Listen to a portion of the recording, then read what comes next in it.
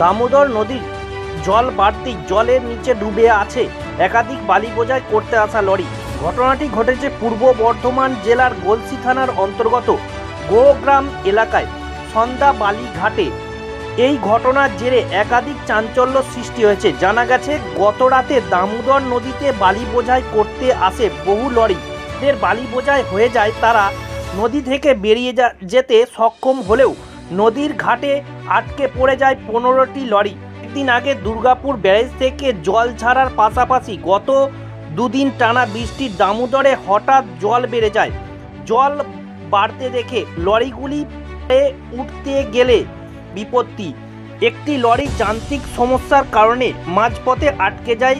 তারা পেছন থেকে আসা আরও প্রায় 15টি লরি সেখানে দাঁড়িয়ে পড়ে। পরিচালক জানান, যান্ত্রিক ত্রুটি পাশাপাশি গাজনের চাঁদার সমস্যা হয় আমাদের সব গাড়ি আটকে যায়। বালিঘাট কর্তৃপক্ষ তখন কোনো তৎপরতা দেখায়নি, যার ফলে গাড়িগুলি জলে ডুবে গেছে।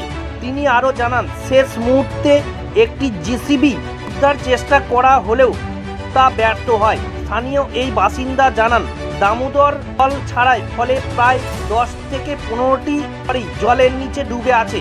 তবে এখনো পর্যন্ত গাড়িগুলি উদ্ধারের কোনো পরিকল্পনা চোখে পড়েনি। এখন দেখার বিষয়, দামোদর নদী জলে ডুবে থাকা এই লরিগুলি কিভাবে উদ্ধার। আশিস কুমার ঘোষের রিপোর্ট, হুগলি বার্তা।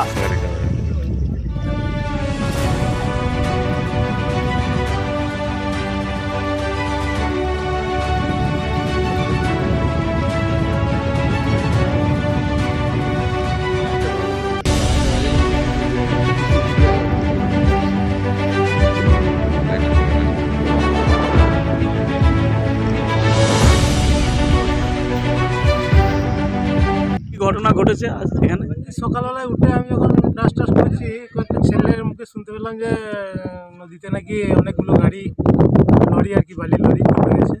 এখানে ঘটনাটা হচ্ছে আজকে সকালে। আমরা সকালে ঘুম থেকে উঠে দেখলাম যে দামোদর নদীতে জল ছাড়ার ফলে বেশ কিছু লরি তারা বালি বোঝাই করতে এসে আটকে পড়ে। আনুমানিক প্রায় কতগুলো গাড়ি? আনুমানিক প্রায় 8-10টা গাড়ি, হ্যাঁ, জলের ছাসের ফলে ডুবে আছে। জল ছেড়েছে, সেখানে প্রায় অর্ধেক ডুবে আছে। এটা কোন জায়গা? এটা গোগ্রাম থানার সোঁদা গ্রাম। হ্যাঁ, গোগ্রাম পঞ্চায়েতে সোঁদা গ্রামের মধ্যে। আচ্ছা, এটা কি ঘাট, তাই তো? বালিঘাট? হ্যাঁ, এটা একটা বালিঘাট। এটা কোন নদী থেকে তুলছে? এটা দামোদর নদী থেকে তুলছে।